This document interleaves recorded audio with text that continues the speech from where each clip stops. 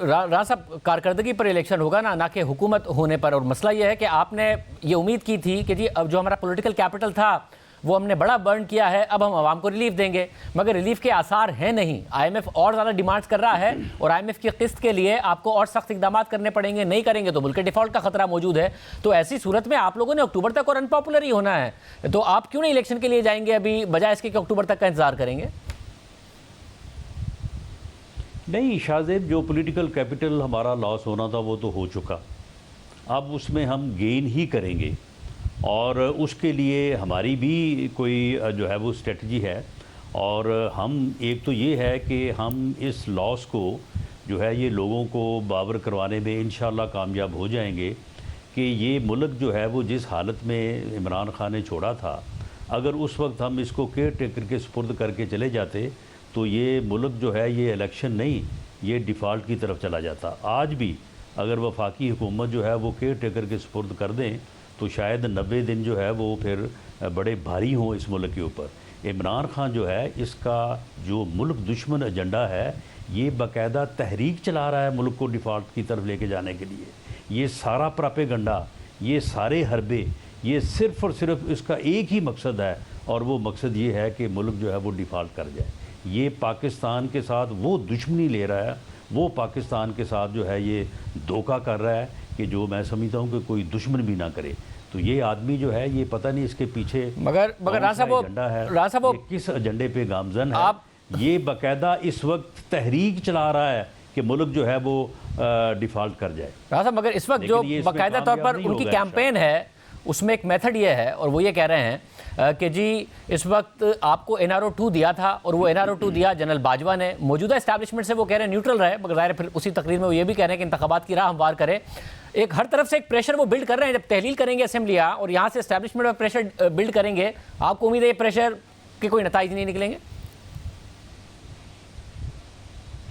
Establishment के ऊपर कोई प्रेशर नहीं है।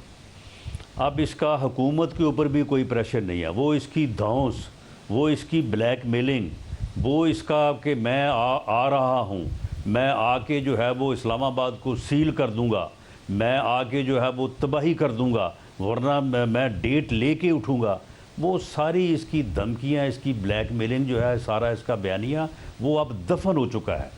अब इस तरह से चढ़ाई करके अपने मुतालबात मनवाने का न सिर्फ इसका बयानिया नाकाम हुआ है बल्कि for all times to come ये अब बात जो है ना ये दफन हो गई है कि इस तरह से कोई जो है वो कर सकता है। इस्टेब्लिशमेंट इसके की इस ब्लैक मेलिंग के नतीजे में कतई तौर पे जो है वो इसको इलेक्शन की डेट नहीं लेके देगी। इस्टेब्लिशमेंट भी समझती है, हर ज़ी शऊर आदमी समझता है कि ये बंदा इस मुल्क को डिफ़ॉल्ट की तरफ ले जाना चाहता है। ये कंपेन कर रहा है बाकायदा, ये बाकायदा इसने तहरीक चलाई हुई है कि पाकिस्तान जो है वो डिफ़ॉल्ट कर जाए। और ये प्रोपेगेंडा जो है ये खुद भी कर रहा है, अपने लोगों से भी करवा रहा है और इस बारे में जो कोशिशें कर रहा है, पूरी कौम को जो है वो इस आदमी का इदराक करना चाहिए, इसकी शनाख्त करनी चाहिए और इस फितने को जो है वो इसका तदारक करना चाहिए। मगर राणा साहब, फितना इस कौम को, इस मुल्क को किसी हादसे से दो चार कर देगा। मगर राणा साहब, डॉक्टर आरिफ अलवी से जो मुज़ाकरात हो रहे थे, पहले डार साहब की मुलाकात हुई, फिर आज मुलाकात हुई वज़ीर कानून की तारड़ साहब की और अयाज सादिक साहब की, उसमें क्या कोई पेशरफ नहीं हो सकी या क्या हुआ उसमें? नहीं देखें, उसमें जैसे कहते हैं ना कि 0 + 0 = 0, इसमें जो अपना आरिफ अलवी साहब हैं वो मस्कीन आदमी जो है वो इसमें क्या किरदार अदा कर सकता है? उसकी क्या हैसियत है?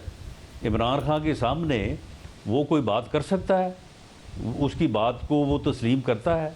तो ये तो बस वैसे ही जो है वो उसने डार साहब को बुला लिया और कि जी मुझे जो है वो फाइनेंशियल पोजीशन के ऊपर जो है वो आप ब्रीफ करें। उन्होंने ब्रीफ कर मगर आज भी तो हुई ना यार सादिक साहब की और तारड़ साहब की मुलाकात, तो इस नहीं, उसके कोई मानी नहीं है। बिल्कुल ये अपने एजेंडे पे गामजन है। ये असम्बलियाँ तोड़ने की ये डेट देगा। हम चाहते हैं कि ये डेट ना दे, ये 17 तारीख को असम्बलियाँ तोड़े। हम इलेक्शन के लिए तैयार हैं बिल्कुल। जिस असम्बली को तोड़ेगा, दोनों तोड़ दे, एक तोड़ दे, वहाँ पे इलेक्शन होंगे। और बाकी जो ये कौमी असम्बली के इलेक्शन करवाना चाहता है वो नहीं होंगे।